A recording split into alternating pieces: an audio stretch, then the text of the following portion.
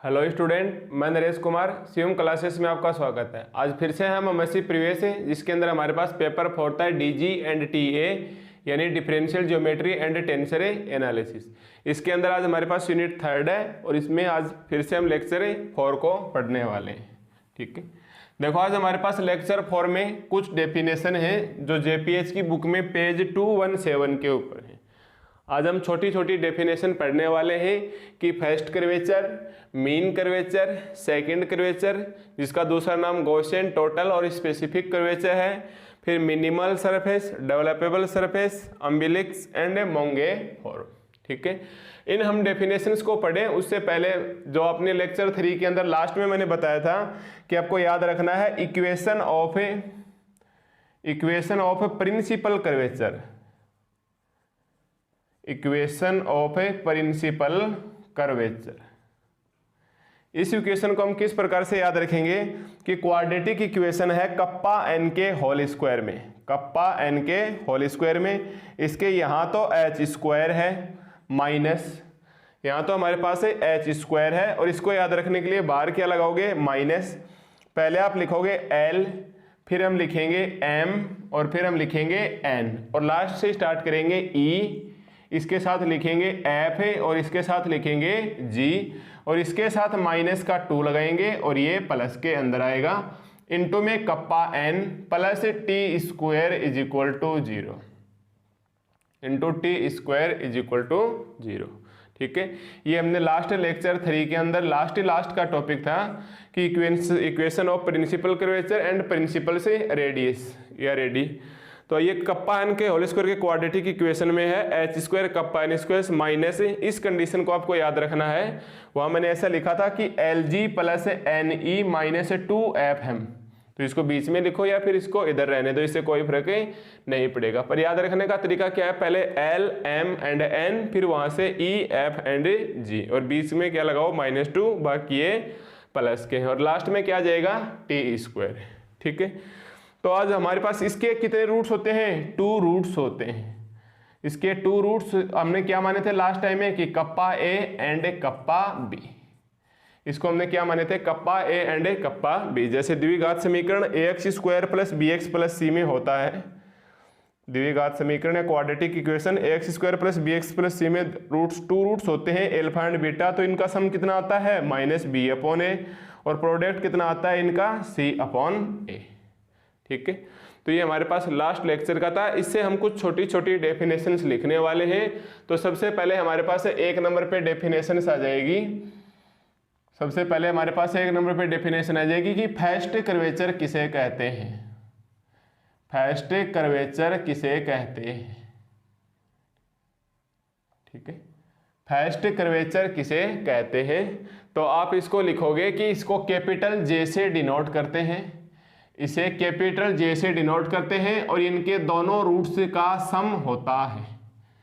जो हमारे पास प्रिंसिपल कर्वेचर में इसके रूट्स होते हैं kappa a and kappa b, अगर इनको जोड़ दिया जाए तो ये क्या कहलाएगा हमारे पास है फर्स्ट कर्वेचर, और इसको हम किससे डिनोट करेंगे, जे से डिनोट करेंगे। तो हम इसकी डेफिनेशन में क्या लिखेंगे कि सम ऑफ, और ये kappa a and kappa b क्या है, प्रिंसिपल कर्वेचर। ठीक है, तो हम इसके डेफिनेशन में क्या लिखेंगे कि sum of two principal curvature, sum of two principal curvature at a point P is called as a point P on surface is known as first curvature, is known as first curvature and it is denoted by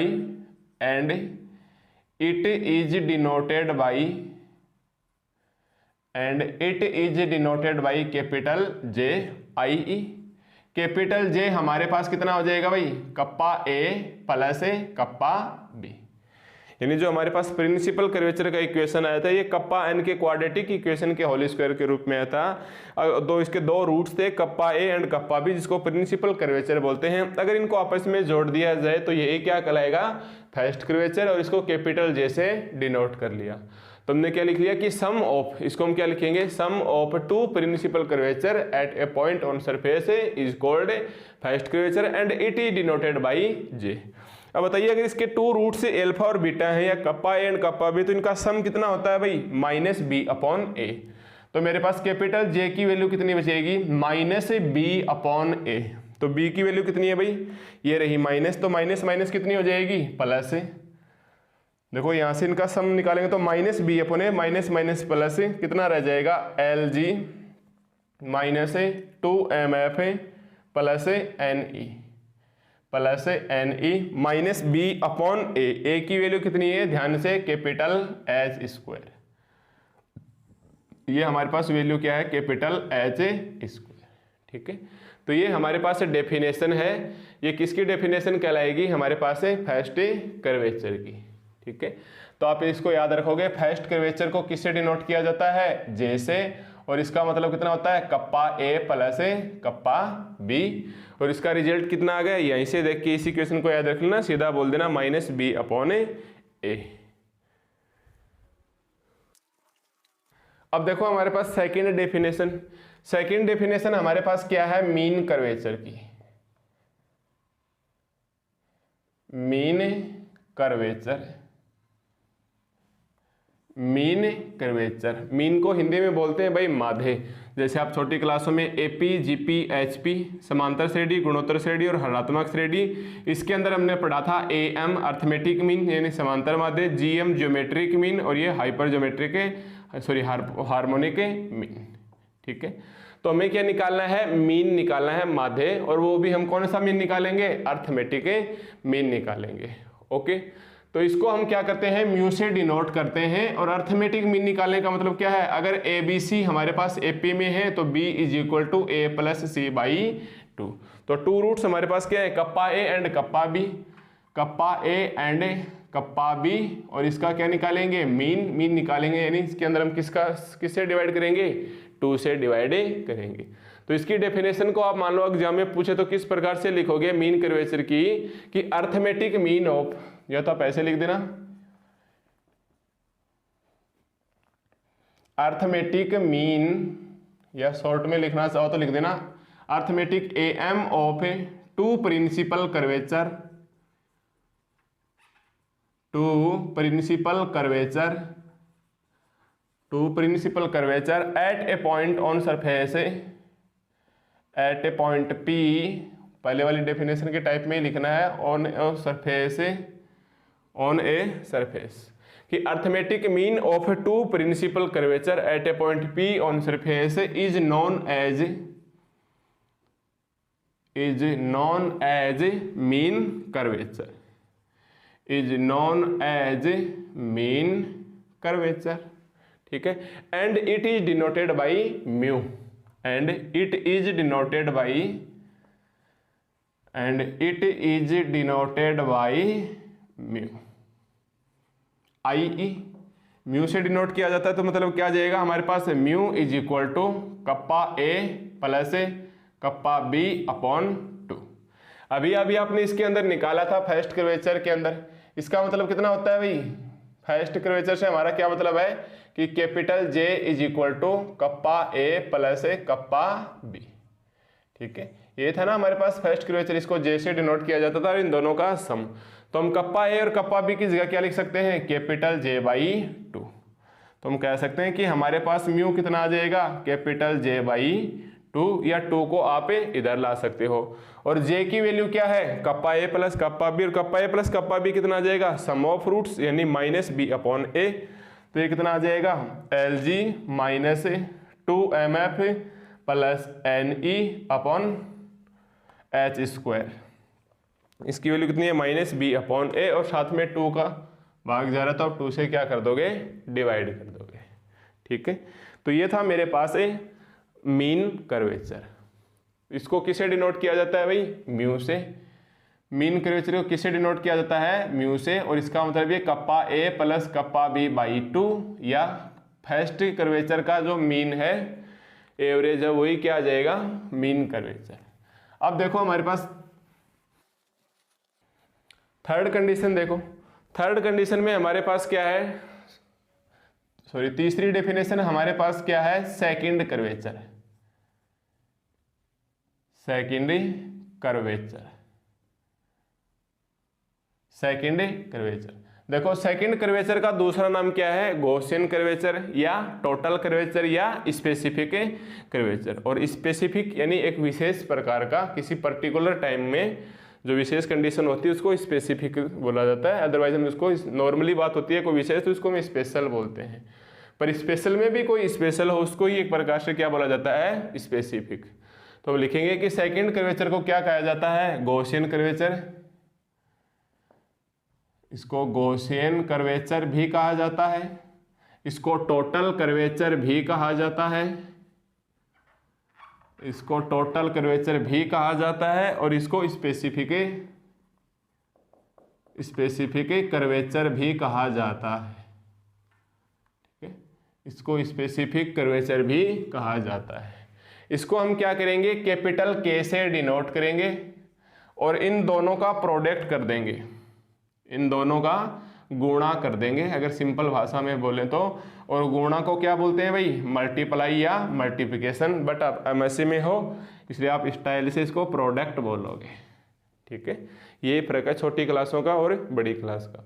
तो हमारे पास है second curvature या Gaussian curvature या फिर total curvature या specific curvature. इसका मतलब क्या हो गया, kappa a into kappa b. तो इसको डेफिनेशन में क्या लिखेंगे, product of two principal curvature at a point P on surface is called, तो क्या लिखेंगे, product of two principal curvature,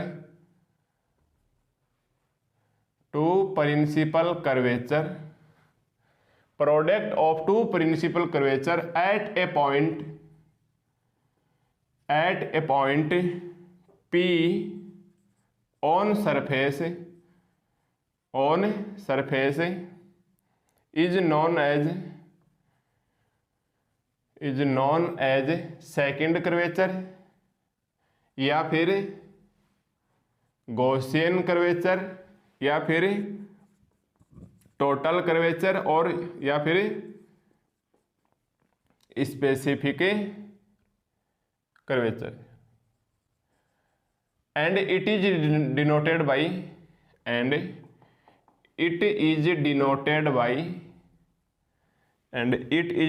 by capital के आई ई। कैपिटल के का मतलब हमारे पास कितना बचेगा भाई, kappa a into kappa B, यानी इन दोनों का क्या हो जाएगा, प्रोडक्ट। और ये क्वाड्रेटिक इक्वेशन है, क्वाड्रेटिक इक्वेशन में दो रूट्स के प्रोडक्ट का मतलब कितना है, सी अपॉन ए, यानी इस सी के अंदर ए का भाग देंगे, यानी इस सी के अंदर ए का भाग देंगे, यानी T square upon H square, यानी हमारे पास T square upon H square. तो ये मेरे पास आ गया सेकंड कर्वेचर या गॉसियन कर्वेचर और या फिर टोटल कर्वेचर। ठीक है, अब देखो मिनिमल सरफेस। मिनिमल सरफेस में आप क्या करोगे, capital J is equal to 0 करोगे। मिनिमल सरफेस में आप क्या करोगे, capital J is equal to 0 करोगे। एंड डेवलपेबल सरफेस में आप क्या करोगे, capital K is equal to 0 करोगे। एंड डेवलपेबल सरफेस में क्या करोगे, capital K is equal to 0 करोगे। यानी अगर फर्स्ट कर्वेचर 0 होता है तो वो मिनिमल सरफेस कहलाएगी, एंड सेकंड कर्वेचर 0 होता है तो वो मेरे पास है डेवलपेबल सरफेस कहलाएगी। ठीक है, तो नेक्स्ट डेफिनेशन है हमारे पास है मिनिमल सरफेस है, मिनिमल सरफेस है। एंड इससे नेक्स्ट डेफिनेशन है वो हमारे पास डेवलपेबल सरफेस। ठीक है, मिनिमल सरफेस का मतलब if first curvature is 0, if first curvature is equal to 0, then surface is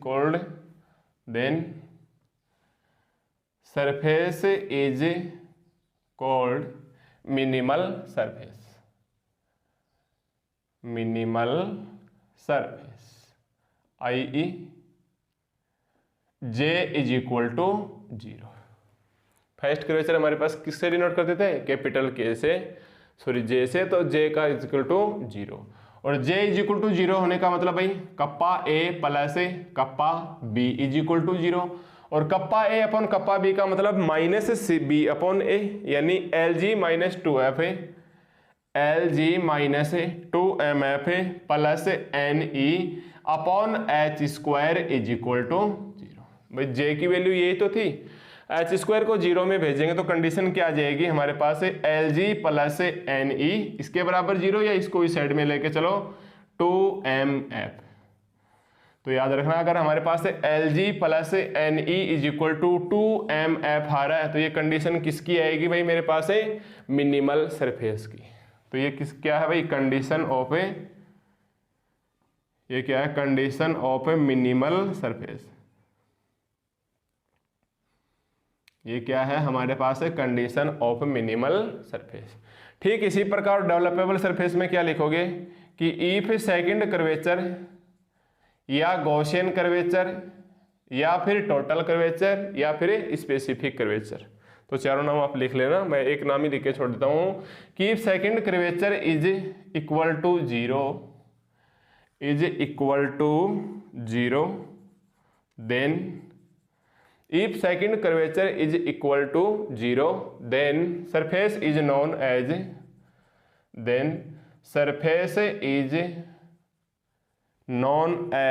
developable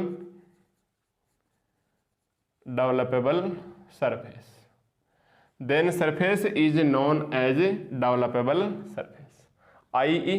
इसका मतलब सेकंड कर्वेचर को हम किससे डिनोट करते थे कैपिटल के से। अब ध्यान देना आपकी बार ये कप्पा नहीं है, कैपिटल के इज इक्वल टू 0, या फिर हमारे पास है kappa a into kappa b, भाई के का मतलब क्या होता है इन दोनों का प्रोडक्ट इज इक्वल टू 0, और कप्पा a कप्पा b का मतलब c अपॉन a, c क्या है टी स्क्वायर और ये क्या है एच स्क्वायर, यानी T square upon H square is equal to 0, या फिर एच स्क्वायर को 0 में भेजेंगे तो कितना आ जाएगा टी स्क्वायर बराबर 0 या टी बराबर 0। तो जो टी बराबर 0 होता है वो क्या होती है भाई कंडीशन ऑफ ए डेवलपेबल सरफेस।